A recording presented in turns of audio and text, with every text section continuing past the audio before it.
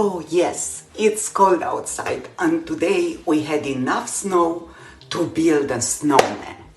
As an agent, I am often asked, should I sell my home during winter? Hi, I'm Daniela Duta with Comstock Realty.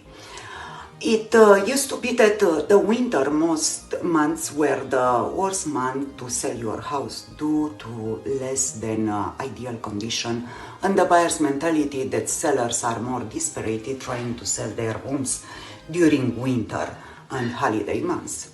However, with today's market conditions, that no longer holds true. With the shortage of inventory driving the market, listing your home in the winter may work well to your advantage.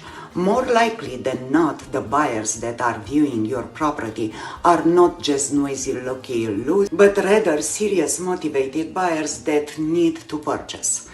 Also, with your homes on the market in the winter, there is less competition from other sellers. Of course, it is always important to hire an experienced agent who can help you market your home to its full potential in the winter months. We are experts in the market, so if you like more information on the current housing market, please reach out to me. I'm Daniela Duta, and when you do what you love, people love what you do. Let me help you plan your next move. Give me a jingle.